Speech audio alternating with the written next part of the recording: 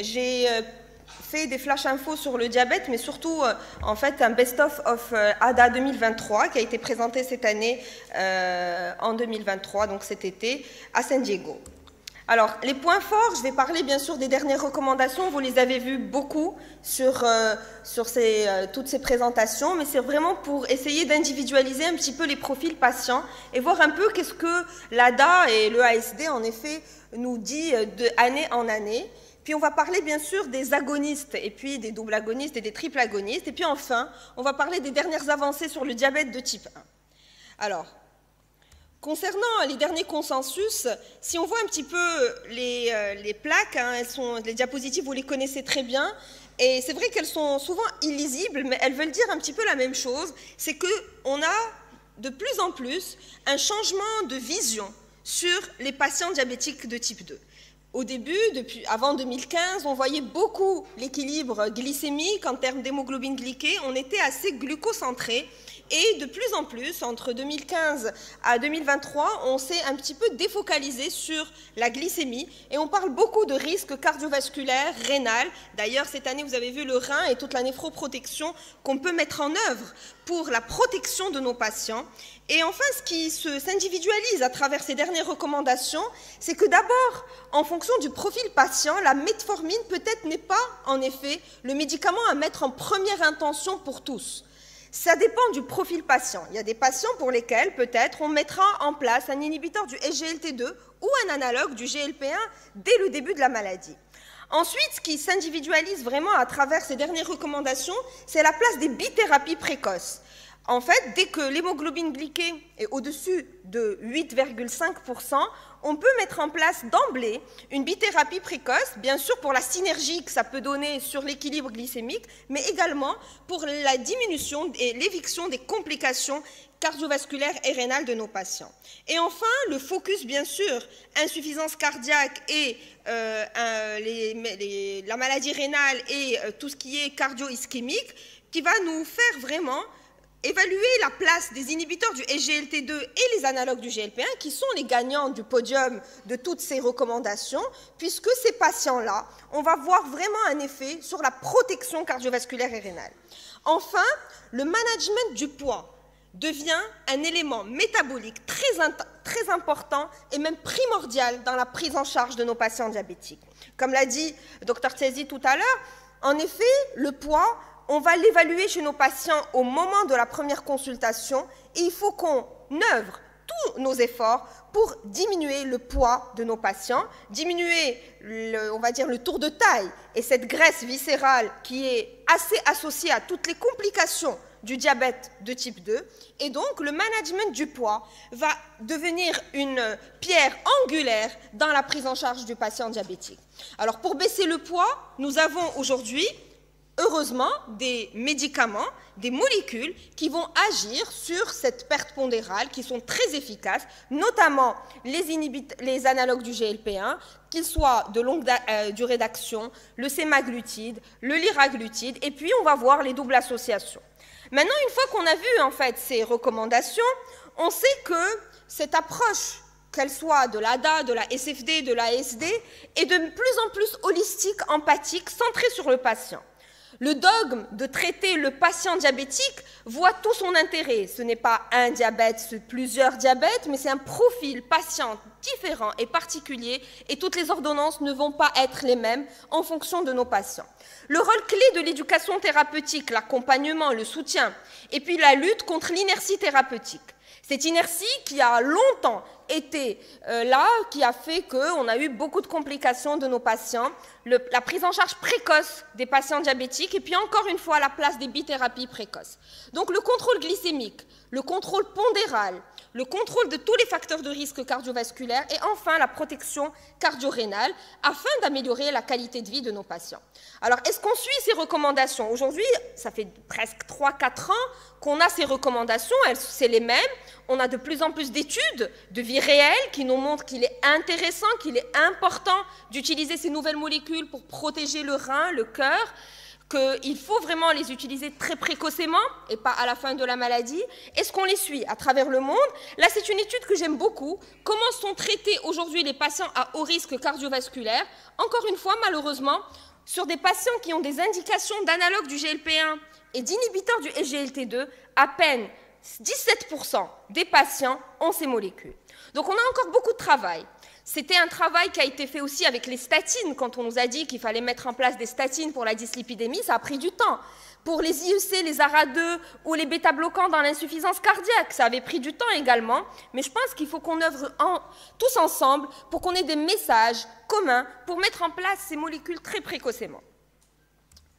Alors ensuite, on va parler bien sûr des dernières actualités sur les nouvelles molécules qui sont en place aujourd'hui pour le diabète et l'obésité. Alors, vous savez, vous connaissez tous maintenant sur les réseaux sociaux, on nous a parlé des, attention, les analogues du GLP-1. Alors sur TikTok, sur Instagram, on voit tous des stars qui se sont mis sur ces médications de manière, on va dire, anarchique. Mais en effet, il y a eu des récentes avancées terribles sur l'obésité. Aujourd'hui, on est sur de la médicalisation de l'obésité. Beaucoup de patients qui devaient se faire opérer peuvent être pris en charge de manière médicale par ces molécules. Et donc, vous voyez que depuis 2005, on a de plus en plus de molécules dans ce cadre-là. Alors, 2 grandes études ont été présentées à l'ADA cette année, et je vais vous les présenter très brièvement. Il y a l'étude Pioneer Plus et l'étude Oasis 1.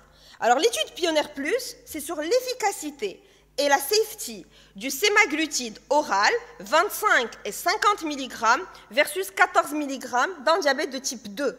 C'était un essai multicentrique randomisé phase 3B. Vous savez qu'au jour d'aujourd'hui, le seul sémaglutide, le seul analogue du GLP-1 qui est autorisé par la FDA de manière orale, c'est le sémaglutide oral à 14 mg seulement.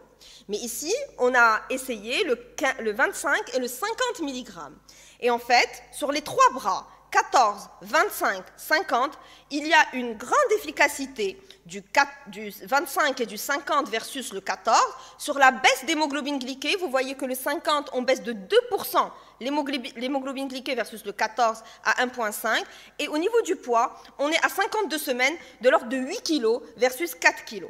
Donc, il y a vraiment des éléments qui sont positifs sur les patients diabétiques avec surpoids, et avec bien sûr des effets sécures sur la dose 25 et 50 mg.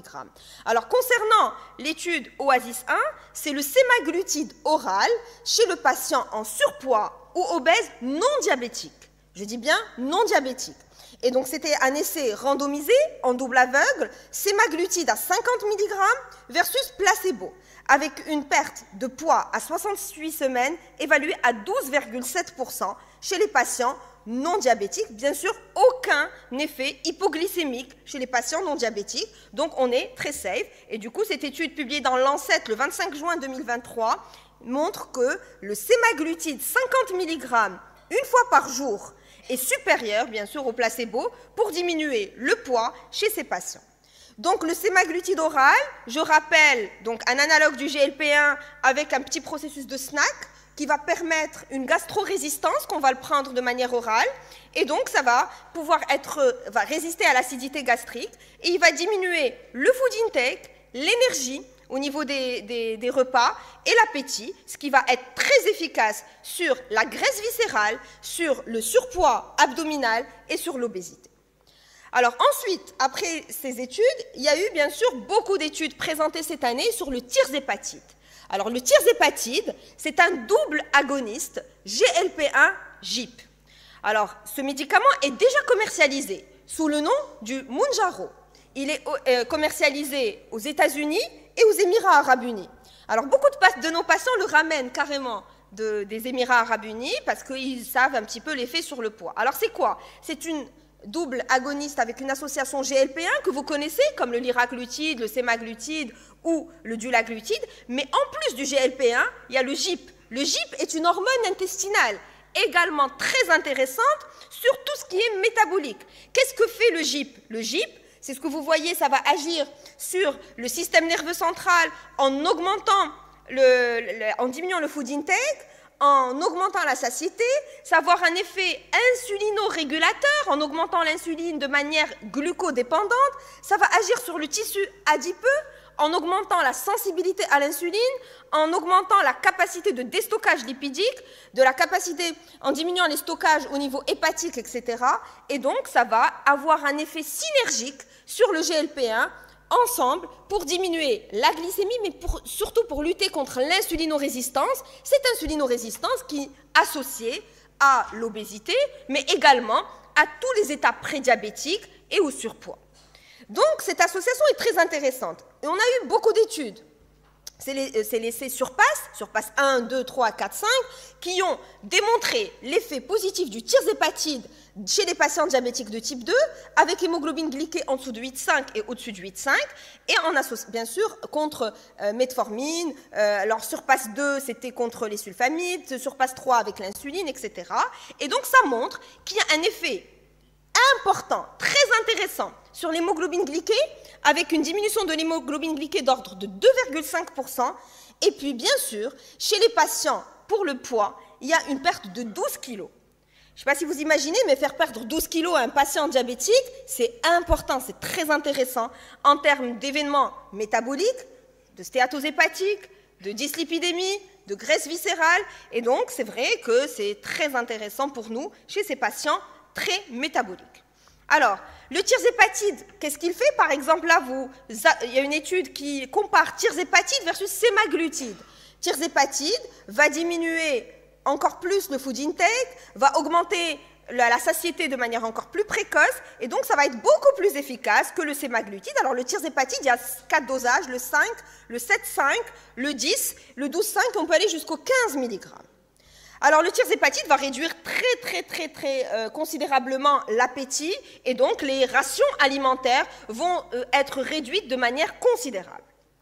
Alors, concernant le tirzépatide dans l'obésité, en dehors du diabète, une étude a été publiée dans le New England Journal of Medicine en 2022 qui montre que le tirzépatide, c'est une injection sous-cutanée hebdomadaire, une fois par semaine, va agir sur l'obésité en diminuant le surpoids. Regardez ici, contre placebo en haut à droite, le tirzépatide à 5, 10 ou 15 mg, vous avez un effet très intéressant sur le poids, avec des pertes de 12, 15, on peut aller jusqu'à 20 kg chez des patients non diabétiques. Donc, c'est vrai qu'on voit un petit peu de lueur, on voit un petit peu vraiment un espoir chez les patients obèses métaboliques. Alors ici, le tirzépatide, c'est une étude qui a été publiée en juin 2023, juste présentée à l'ADA cet été. Le tirzépatide, une fois par semaine, chez les patients obèses avec diabète de type 2. Donc c'est l'étude Surmonte 2, et c'est randomisé 10-15 mg versus placebo. Et regardez les résultats. L'hémoglobine moyenne de ces patients était de 8%. On a pu baisser l'hémoglobine glyquée de l'ordre de 3,3%. C'est des patients qui se sont retrouvés à 5% d'hémoglobine glyquée. Bien sûr, sans hypoglycémie. Le poids moyen était de 100 kg et on a pu perdre jusqu'à 15% de leur surpoids, donc 15 kg, ce qui est très intéressant. Donc, les résultats de l'étude, dans cet essai de 72 semaines, chez les patients diabétiques de type 2, obèses, tirzépatide, réduit le surpoids, l'obésité et améliore l'équilibre glycémique. Donc vous avez compris, ce management en fait de ces analogues, c'est des oblagonistes, c'est le management du diabète, mais aussi de l'obésité, avec des indications de BMI supérieures à 27 en cas de facteur de risque ou supérieures à 30 sans facteur de risque. Alors, qu'est-ce que ça donne pour les incrétinomimétiques de demain? Est-ce qu'il y a des études en cours? Oui, beaucoup d'études, notamment sur la voie orale, parce que tous ces médicaments, pour l'instant, le frein, c'est l'injectable. Parce que vous savez que ce sont des peptides, que ce soit le GLP-1 ou le GIP, c'est des peptides, quand on les ingère, ils sont assez sensibles au niveau de la barrière gastrique, donc on n'a pas toute la biodisponibilité au niveau circulant. Et donc, tout ce qui est en train d'être là aujourd'hui étudié, c'est la prise orale. On a beaucoup d'études. Je vais arriver sur le danuglipron, qui est un agoniste du récepteur du GLP-1 administré par voie orale, avec un essai qui est très intéressant, mais qui est encore, on n'est pas sur des phases 4, on est sur des phases 2B, 3. Et puis, je vais parler du triple agoniste GLP-1, GIP, glucagon. Alors, c'est le dernier sur la liste, hein, c'est le triple agoniste, c'est le LY343 7943, et qui aujourd'hui a un nom, ça s'appelle le rétatutride. Le rétatutride a été présenté cette année à l'ADA, c'est le premier agent diabétique qui va agir directement sur le foie stéatosique. Et peut-être qu'on aura de l'espoir dans la NASH. Alors, le triple agoniste, c'est une injection par semaine avec les phases de 2B qui sont des résultats très prometteurs dans la NASH. Alors, pourquoi? Alors, c'est des triples agonistes, hein, GLP-1, GIP, et vous rajoutez le glucagon. D'accord? Donc, 3 hormones intestinales qui vont être très intéressantes sur le métabolisme. Alors, ce qui est intéressant, c'est que vous voyez sur la cellule hépatique, c'est qu'il y a des récepteurs directs du glucagon sur la cellule hépatique. Et donc, quand vous allez agir par un triple agoniste avec, du coup, du glucagon, ça va agir directement sur la cellule hépatique. Et donc, qu'est-ce que ça va faire? Ça va bien sûr contrôler le poids de l'ordre de 20%, donc encore plus efficace que les doubles agonistes, mais ça va être très intéressant pour diminuer le stress oxydatif, pour augmenter l'oxydation des acides gras, pour améliorer la fonction mitochondriale hépatique et un effet antifibrotique direct qui va améliorer le profil également des acides biliaires. Donc, très intéressant sur la NASH. C'est vraiment celui qui va être très intéressant pour vraiment diminuer les NASH, qu'elles soient inflammatoires ou pas, et peut-être même les fibroses hépatiques secondaires au métabolisme. Vous savez que la deuxième cause aujourd'hui de la transplantation hépatique dans le monde, c'est la NASH. Ce n'est plus l'hépatite, hein, c'est vraiment la NASH. Alors, une fois qu'on a vu ces 2 points forts, je vais passer sur les dernières avancées dans le diabète de type 1. Alors, dans le diabète de type 1, vous savez qu'on a eu pas mal d'avancées, bien sûr, sur les insulines de seconde génération, sur les pompes et le pancréas artificiel, mais souvent, on a été très déçus par la prévention du diabète de type 1. Et ce qui était intéressant de voir, c'est est-ce qu'on pouvait aujourd'hui se dire qu'un patient diabétique de type 1 qui a peut-être des anticorps, est-ce qu'on peut lui prévenir l'arrivée des symptômes cliniques et du diabète de type 1? Alors, beaucoup d'essais avaient été faits sur l'immunothérapie et en fait, on a eu pas mal d'éléments qui ont été très intéressants sur la cellule bêta, sur le travail au niveau des anticorps, etc. Et donc, beaucoup d'essais. Et en fait, celui que je vais vous présenter, c'est le teplizumab. Le teplizumab, c'est un anticorps anti-CD3 qui a été étudié dans la prévention du diabète de type 1. Et là, une étude très récente, publiée dans le New England Journal of Medicine en 2023, qui montre un effet du teplizumab chez les patients qui sont à haut risque de diabète de type 1. Alors, comment on a évalué ces patients à haut risque? On a fait, bien sûr, des anticorps. Et on a vu qu'ils ont des anticorps positifs. Alors, c'est très intéressant dans la fratrie. C'est très intéressant dans les diabètes familiaux où il y a vraiment un risque important de diabète de type 1. Et en fait, ce qu'on voit, regardez la courbe en bleu par rapport à la courbe placebo, c'est que quand vous utilisez le teplizumab chez un patient qui est en stade 2 ou 3, pas en stade 4 du diabète de type 1. Vous savez, dans le diabète de type 1, il y a le stade 1 où vous avez des anticorps, aucun symptôme, des glycémies parfaites.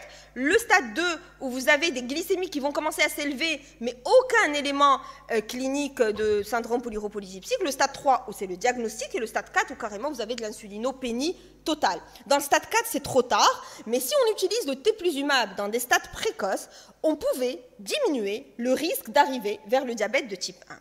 Et donc, c'était intéressant. Et la conclusion de cette étude, c'était que chez les patients diabétiques de type 1, on va peut-être retarder l'arrivée des signes cliniques du diabète de type 1. Mais bien sûr, ce sont des essais encore précoces pour pouvoir le généraliser. Alors ensuite, il y a eu une étude sur le verapamil. Alors le verapamil, vous le connaissez, c'est un inhibiteur calcique.